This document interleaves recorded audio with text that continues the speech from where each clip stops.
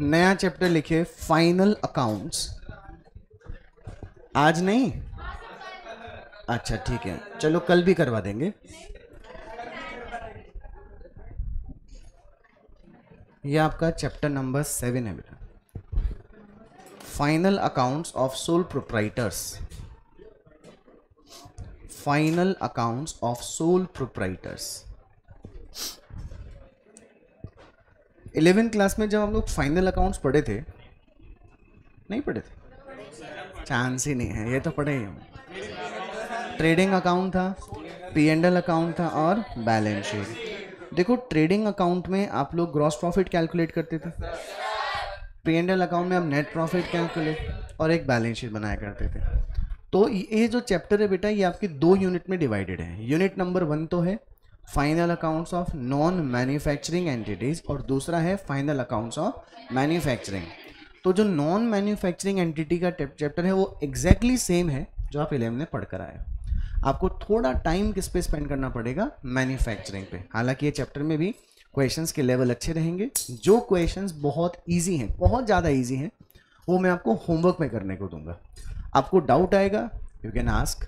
मुझे लगता है डाउट नहीं आएगा, बिकॉज बहुत छोटे छोटे क्वेश्चंस होंगे, कर लोगे आप लोग।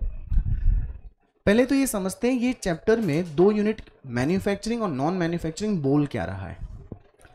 ये मेरे पास एक मोबाइल है जो किसी कंपनी ने मैन्युफैक्चर किया होगा। आपके पास कोई मोबाइल फ़ोन हो, घर पे कोई गैजेट हो, वो भी किसी ना किसी कंपनी ने मैन्युफैक्चर किया होगा ना। ये मोबाइल वन प्लस कंपनी का है, आपके पास सैमसंग का हो सकता है और किसी कंपनी का भी हो सकता है। तो मान लीजिए मेरे पास एप्पल का एक फ़ोन है, तो मैं क्या कैलिफोर्निया गया था क्या? टिकट बुक कराई, कैलिफोर्निया क्यों जा रहे हैं? मोबाइल खरीदना है। आपके घर में कार होगी, मारुति सुजुकी, हुंडई, अलग अलग कंपनी की कार होगी साहब। तो जो कार कंपनी की कार आप रन कर रहे हो, चला रहे हो, वहाँ जहाँ पे प्लांट है वहाँ से खरीदा होगा आपने? प्लांट से खरीदा या आपके लोकेलिटी में जो डीलर है उससे खरीदा? मेरे को रेमंड शूटिंग के कपड़े बहुत पसंद है, तो मैं शर्ट सिलवाने जाऊंगा तो क्या ग्वालियर जाऊं क्या कि चला 2 मीटर कपड़ा देना? ओके बोलेगा पागल आदमी, ये फैक्ट्री है, आउटलेट थोड़ी है। आपकी लोकेलिटी में जो आउटलेट है, जो रेमंड शूटिंग के कपड़े बेचते हैं, वहां से आके खरीदिए। अब मैं आपको दोनों चीज़ समझा रहा हूँ। देखो, एक मैन्युफैक्चरर का नाम बोल रहा हूँ, एक डीलर का नाम बोल रहा हूँ। डीलर मतलब जो केवल बाइंग एंड सेलिंग का काम करता है। डीलर मतलब जैसे अपन लोग बोलते हैं नॉन मैन्युफैक्चरिंग एंटिटी। क्या बोलते हैं? लेकिन जो मैन्युफैक्चरर होता है उसे क्या कहते हैं? Manufacturing entity. अब सोल प्रोप्राइटर मतलब जिसमें इंडिविजुअल ओनरशिप है, सिंगल पर्सन है। कौन है? Single person. मतलब कोई वहाँ पे पार्टनर नहीं है, कोई कंपनी का एसोसिएशन नहीं है। Capital contributed by single person, risk taken by single person, decision taken by single person, all the risk taken by single person, that is called sole proprietorship business। बात समझ में बेटा? हमारे घर के बाजू में एक फर्नीचर की शॉप है। सामने तो दिखता है शोरूम और पीछे बहुत बड़ी फैक्ट्री है जहाँ पे फर्नीचर बनता है। तो वो हो गया मैन्युफैक्चरिंग बिजनेस। क्या हो गया बेटे? क्योंकि वो बनाकर बेच रहा है। मैन्युफैक्चरिंग ट्रेडिंग बिजनेस बोल सकते हैं। क्या बोल सकते हैं? Manufacturing trading business. आप मेन रोड पे जाइए, आपको केवल शोरूम्स दिखाई देते हैं। तो उन्होंने वो बना बनाया फर्नीचर खरीदा है और उसी बनाए बनाए फर्नीचर को वो बेच देते हैं। तो वो मैन्युफैक्चरिंग ट्रेडिंग बिजनेस है या केवल ट्रेडिंग बिजनेस है? वो ट्रेडर है या मैन्युफैक्चरर प्लस ट्रेडर है? He is only trader. तो ट्रेडर गुड्स खरीदता है और उसी शेप में फर्दर उसे बेच देता है। तो उसे क्या नाम बोलते हैं अपन लोग? ट्रेडिंग बिजनेस का नाम देते हैं। और दूसरे वाले केस में क्या नाम दे देंगे? मैन्युफैक्चरिंग ट्रेडिंग बिजनेस का। समझ गए? लिखना शुरू करो। Unit number 1,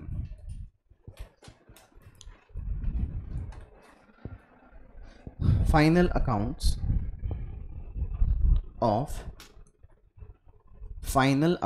of non manufacturing entities।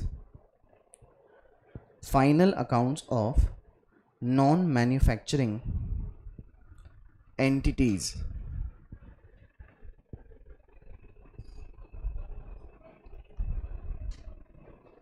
सबसे पहले लिखेंगे meaning. Non manufacturing entities,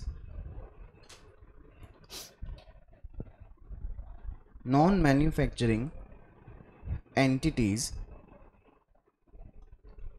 are those entities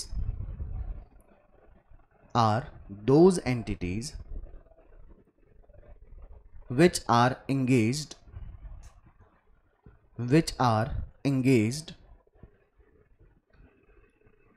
in buying and selling of the goods,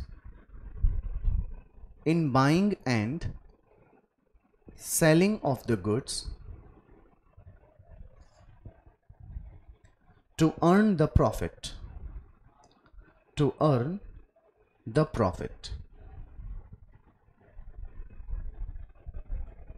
full stop. In their final accounts,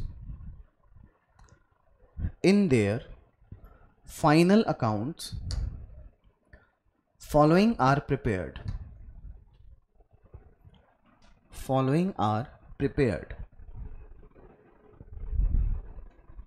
First, trading account.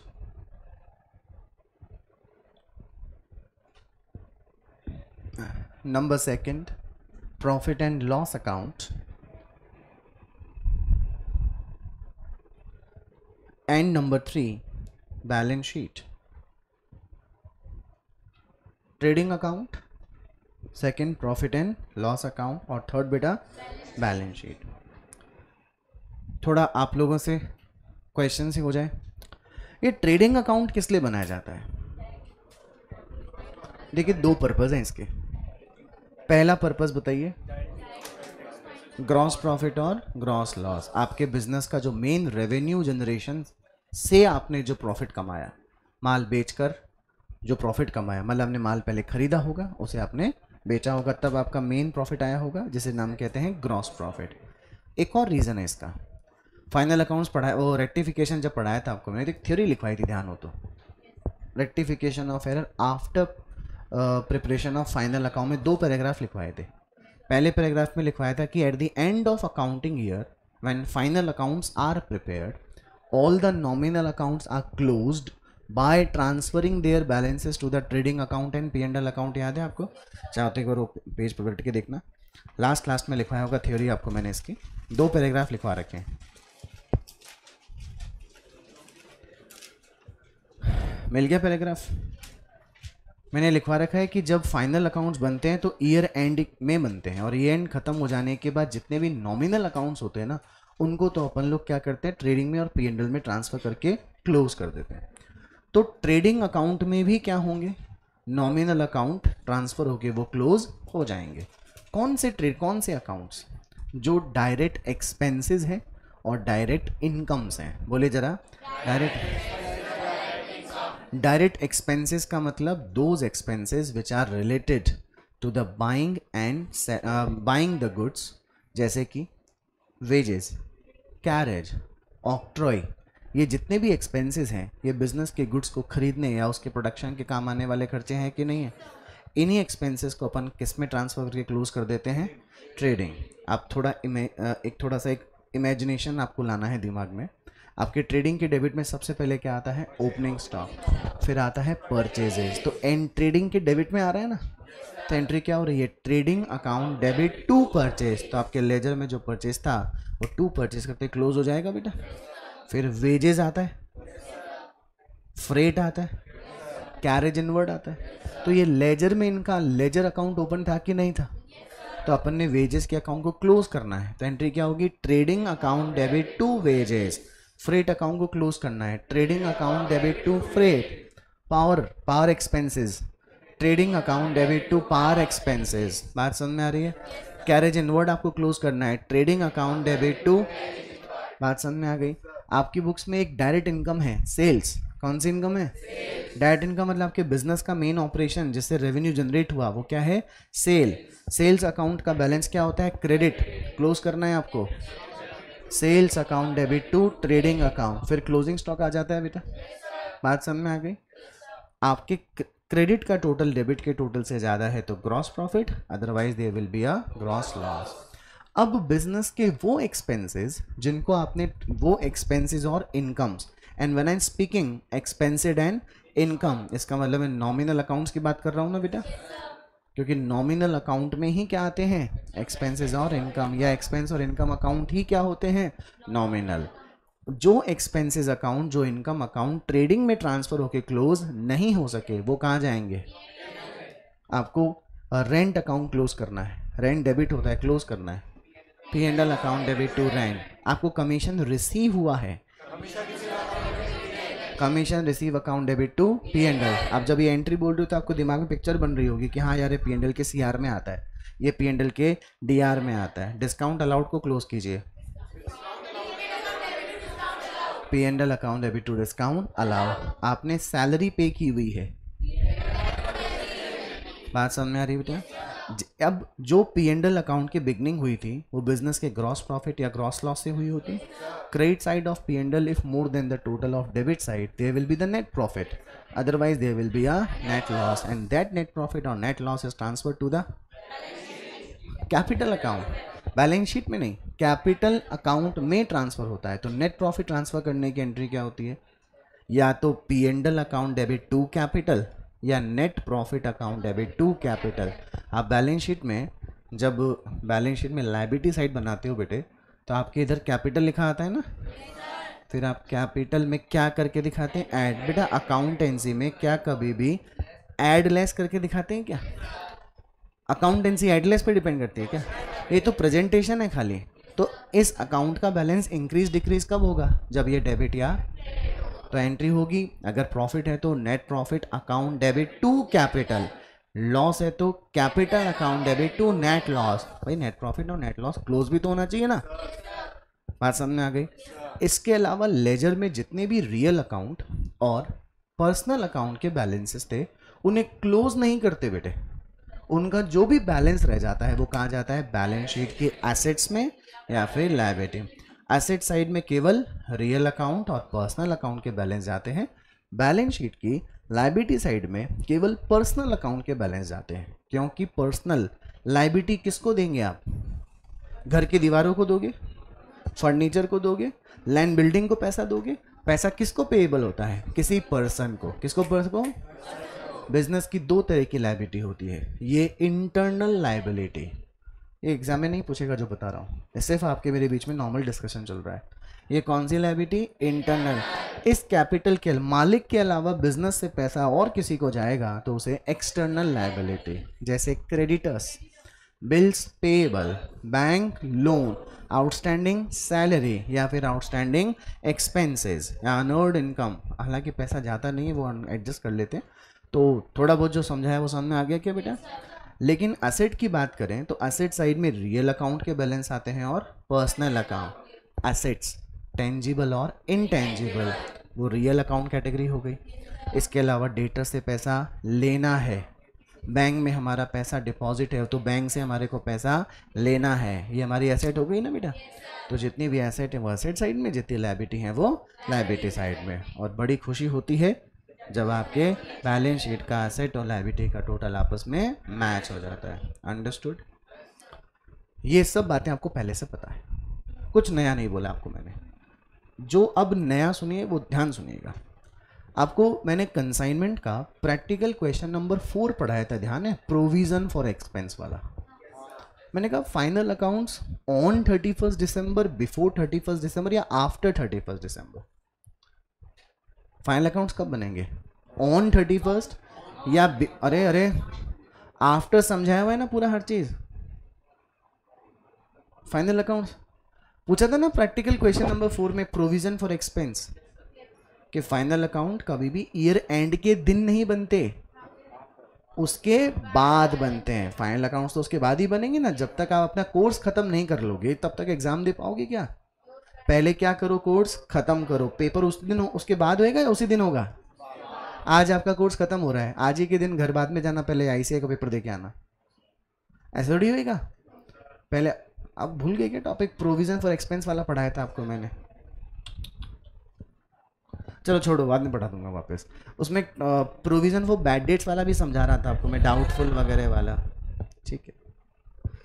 हाँ तो डिस्कशन ये है कि साल भर की हम अकाउंटिंग करते रहते हैं, लेकिन कुछ एडजस्टमेंट ऐसे होते हैं जिनको बुक्स में रिकॉर्ड इसलिए नहीं किया जा सकता क्योंकि उनकी कोई एक्टिविटी नहीं हुई। कैसे? किसी ऑर्गेनाइजेशन में एक एम्प्लॉय को 12 महीने सर्विस पर रखा गया। कितने महीने? सैलरी उसे केवल 11 महीने की पे की गई है। सैलरी जो 11 महीने की पे की गई होगी उसकी एंट्री क्या हुई होगी? Salaries account debit to bank हुआ होगा। कितने बार ये एंट्री की गई होगी? 11 टाइम्स। कितने टाइम्स? लेकिन उसे अपन ने बेनिफिट कितने महीने का लिया है? तो हमारी बुक्स में खर्चा बोल के कितना आएगा? 12 महीने का या 11 महीने का? लेकिन बुक्स में रिकॉर्ड कितने का है? उस एक महीने की एंट्री अपने को पास करनी है ना। फटाफट बताइएगा, can I pass this entry? Salary account debit to cash. लेकिन मुझे सैलरी नाम के खर्चे को बुक्स में लाना है ना। Salary account debit to outstanding. बताओ ये एंट्री में ट्रांजैक्शन हो रहा है क्या? एडजस्टमेंट हो रहा है कि नहीं हो रहा है? पक्का? मैंने असेट खरीद ली, entry asset account debit to bank. अब मुझे इसके ऊपर क्या लगाना है? Depreciation account debit to cash. Depreciation account debit to cash. अच्छा, depreciation account debit to bank. अरे ये भी नहीं होगा। क्या होगा? क्या ये कोई एक्टिविटी है? आपने 1 लाख में एसेट खरीदी थी साल के बिगनिंग में, आज भी बैलेंस शीट में 1 लाख पे दिखा सकते हो क्या? तो आपको एक एंट्री बिठानी पड़ेगी showing the adjustment of depreciation. Depreciation account debit to asset. बात समझ में आ गई क्या? आपने रेंट पे कर दिया है 14 मंथ्स का 10,000 पर महीने के हिसाब से, तो 1,40,000 पे कर दिया होगा। पे कितना किया? 1,40,000। एंट्री क्या हो गई? Rent account debit to bank 1,40,000। Expense for the current year कितने मंथ्स का माना जाएगा? 12 महीने का माना जाएगा। लेकिन आपने तो रेंट 1,20,000 डेबिट होना चाहिए था, आपने कितना किया हुआ है? तो क्या करें, 20,000 को एडजस्ट करें या रिफंड ले लें? एडजस्ट करेंगे। Prepaid rent account debit to rent. बात समझ में आ गई? मैंने इसको लोन दिया हुआ है 1,00,000 रुपए का, जिसका 12% इंटरेस्ट बनता है 12,000 रुपये, बट ही कुड पे मी ओनली 8,000 रुपीज़। तो मेरी बुक्स में 8,000 इंटरेस्ट की एंट्री क्या हुई होगी? कैश और bank account debit to interest ही हुआ होगा। टेल मी यस और no. But what is my income? Income is 12,000। क्या ये मुझे 4,000 रुपये दे रहा है क्या अभी? Accrued interest account debit to interest करके मुझे एडजस्ट बिठाना पड़ेगा ना बेटा। इन एंट्री को नाम दिया जाता है एडजस्टमेंट एंट्रीज, जो कहीं पर ट्रांजैक्शन होते नहीं हैं बट उन्हें बुक्स में एडजस्ट करके एक्चुअल और बुक्स को साफ साफ बनाने के लिए कि भाई दोनों मैच हो जाए कि तुम्हारा आउटस्टैंडिंग कितना है इतना, पे कितना है इतना। देखो पे की तो एंट्री ये हो रखी, कितना आउटस्टैंडिंग है उसकी एंट्री ये। तो जो तुम बोल रहे हो वो रिफ्लेक्ट हो रहा है ना बुक्स ऑफ अकाउंट्स में। मैं कहूँ कि मैंने 11 महीने की सैलरी पे करी, 1 महीने का आउटस्टैंडिंग है, अब मेरी बुक्स में खाली salary account debit to bank ही हुआ है। मैं बोल कुछ और रहा हूँ और मेरी बुक्स रिफ्लेक्ट कुछ और कर रही है। ये गलत हो गया कि नहीं हो गया? लेकिन आपकी बुक में आप देखते हो तो सैलरी टू बैंक भी हो रहा है, salary account debit to outstanding. तो जो बोला और जो है वो बुक्स में रिफ्लेक्ट भी हो गया कि नहीं हो गया? तो without making adjustment in the books you can not finalise the books of accounts, और विदाउट मेकिंग एडजस्टमेंट आपके बनाए गए फाइनल अकाउंट्स भी गलत पिक्चर प्रेजेंट करते हैं। एम आई क्लियर बेटा? तो एक लाइन छोड़कर लिखें जो भी आपने लिखा है उसके नीचे। Before finalising the books of accounts, before finalising the books of accounts, certain adjustment entries, before finalizing the books of accounts, certain adjustment entries are required. Certain adjustment entries are required to be passed in the books. Certain adjustment entries are required to be passed in the books. Some of the important adjustments are, some of the important adjustments are, अब मैं कह रहा हूँ सम of the important तो सारे ही होते हैं बेटा, जो बेसिक आपको हर एक क्वेश्चन में मोस्टली मिलेगा वो मैं आपको सेपरेटली पढ़ाऊंगा, और जो स्पेसिफिकली डिस्कस नहीं होगा वो जो क्वेश्चन हम सॉल्व करेंगे वहाँ पर आपको ऑटोमेटिकली दिख जाएगा, ठीक है। स्पेसिफिकली जो है बोल देता हूँ। नंबर 1 लिखिए, outstanding expenses, outstanding expenses. Number 2, prepaid expenses. Number 3,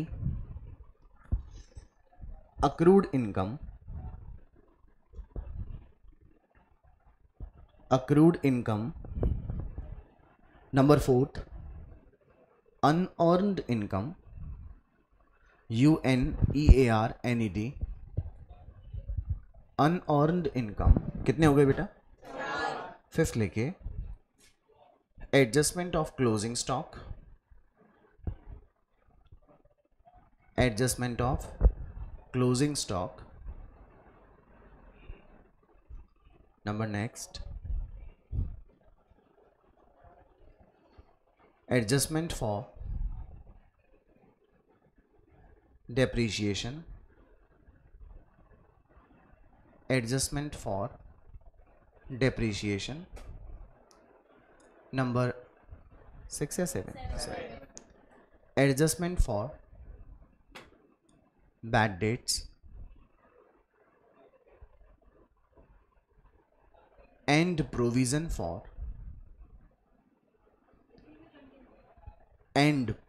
for doubtful debts,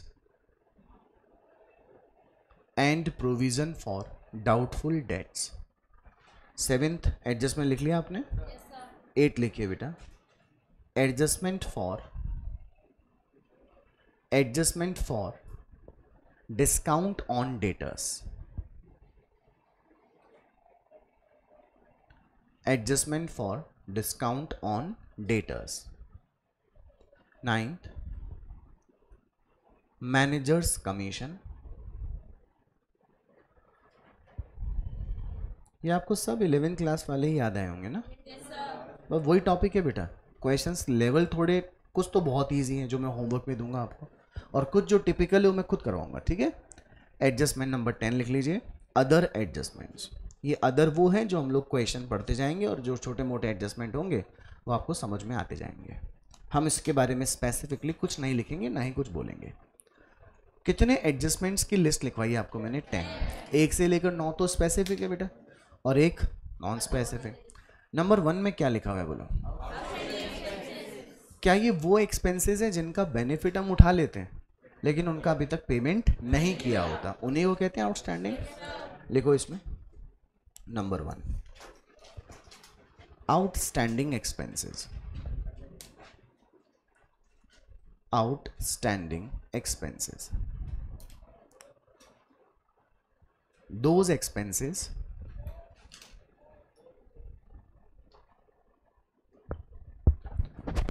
expenses which are yet unpaid,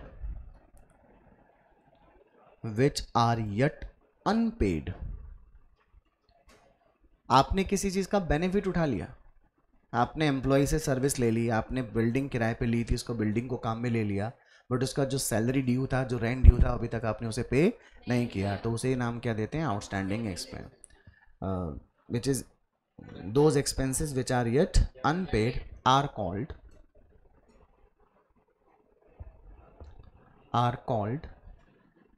outstanding expenses,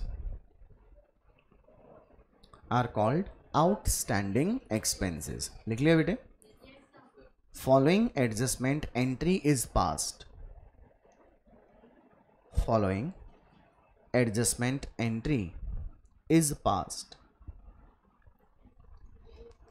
चलिए देखो, एंट्री कोई रटेंगे नहीं अपन लोग, दिमाग लगाएंगे, ठीक है। मुझे सैलरी का पेमेंट बुक्स में दिखाना था 12 महीने का, लेकिन मैंने कितने मंथ्स का ही दिखाया है, क्योंकि 1 मंथ सैलरी स्टिल अनपेड। जो अकाउंट 11 टाइम डेबिट हुआ उसे 12 टाइम डेबिट करना था, मतलब एक बार और डेबिट करना है। सो सैलरी की एक्सपेंस हो गया ना बेटा, एक्सपेंस का नेचर क्या होता है, डेबिट। तो मैं एक बार एक्सपेंस अकाउंट को और डेबिट कर दूंगा। अच्छा मैं पे कर रहा हूँ क्या, ये मेरे सर पे लायबिलिटी है ना, मुझे लायबिलिटी को क्रेडिट करना पड़ेगा ना। एंट्री लिखिए, expense account debit to outstanding expenses account.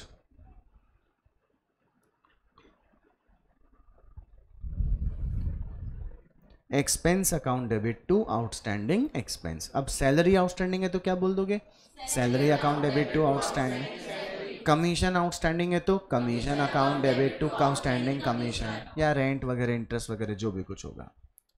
Number 2 लिखिए।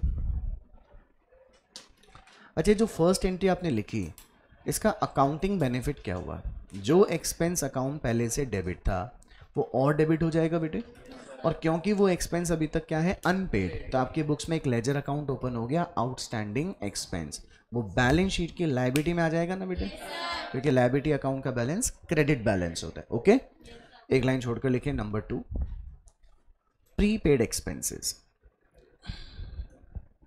Prepaid expenses,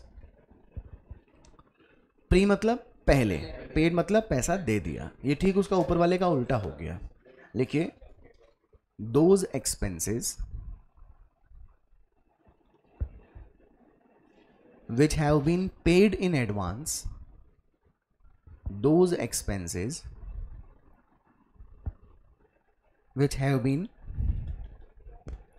paid in advance are called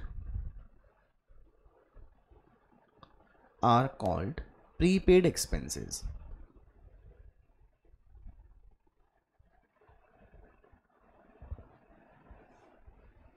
आपने रेंट पे किया हुआ है 1,40,000, तो रेंट अकाउंट डेबिट हो रखा है 140 से, लेकिन ये 1,40,000 कितने मंथ्स का पे कर रखे हो आप लोग, 14 मंथ्स का, यानी कि 12 महीने का ही पे करना चाहिए था।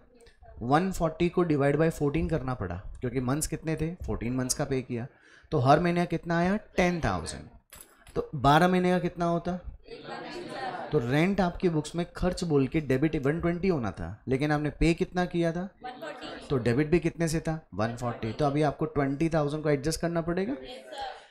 आपने रेंट अकाउंट को 20,000 से डिक्रीज करना है, तो एक्सपेंस को डिक्रीज करना है, इसलिए एक्सपेंस अकाउंट तो हो जाएगा क्रेडिट। क्या ये 20,000 रुपये का बेनिफिट आप अगले साल बिना पैसा दिए उठाओगे कि नहीं उठाओगे, तो ये आपका right to recover the benefit हुआ ना, और बिजनेस के जितने भी राइट्स होते हैं उसे एसेट्स का नाम देते हैं। एंट्री लिखिए बेटे, following adjustment entry will be passed.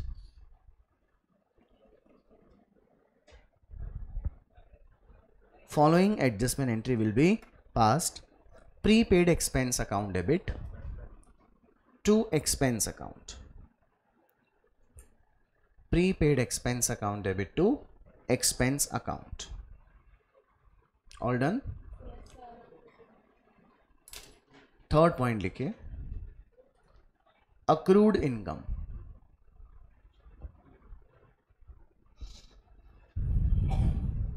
Accrued income, लिखिए, the income which has been earned, the income which has been earned but not received yet is called accrued income, is called accrued income. Following adjustment entry will be passed. Following adjustment entry will be passed.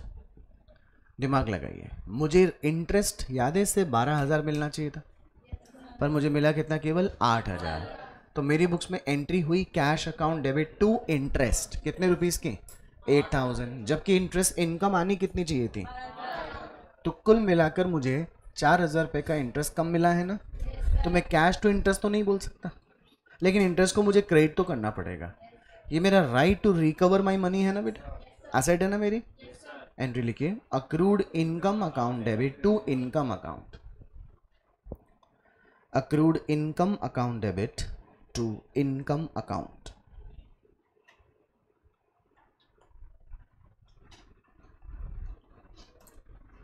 accrued income account debit to income account. लिख लिया बेटा. और आज के lecture का last adjustment unearned income, UNEARNED, unearned income. ये हमारी accrued income का ठीक उल्टा हो गया क्या बेटा? कैसे? जो अपने को इनकम अर्न नहीं हुई लेकिन बदले में पैसा पहले मिल गया तो उसे क्या बोलेंगे अपन लोग? मान लीजिए हम लैंडलॉर्ड हैं, हमारे बिजनेस की बिल्डिंग अपन ने किराए पे दी हुई है. जैसे हमने 2 महीने का रेंट एडवांस दिया था वैसे हम 2 महीने का एडवांस रिसीव भी तो कर सकते हैं ना. लिखो that income which is not earned, that income which is not earned but received in advance. That income which is not earned but received in advance is called unearned income.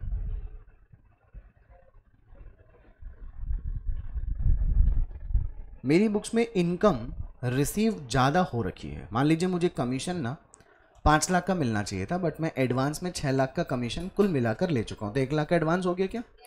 Entry हो रखी थी cash और bank account debit to commission 6 lakh but मेरी income बोल के कितनी है? 5 लाख. तो इनकम ज़्यादा क्रेडिट कर रखी है.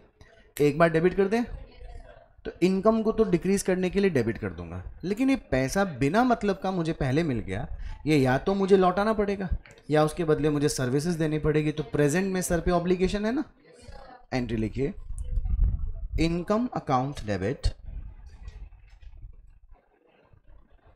Income account debit to unearned income account, UNEARNED, income account debit to unearned income account. बेटा ये चारों जो मैंने एडजस्टमेंट लिखा है बहुत इजी एडजस्टमेंट है ना. जो आगे के एडजस्टमेंट हैं वो इस चैप्टर के बहुत ही इंपॉर्टेंट और बेसिक एडजस्टमेंट हैं. हर क्वेश्चन में आपको ऐसे एडजस्टमेंट दिखाई देंगे. ठीक है, कल मिलते हैं. ओके.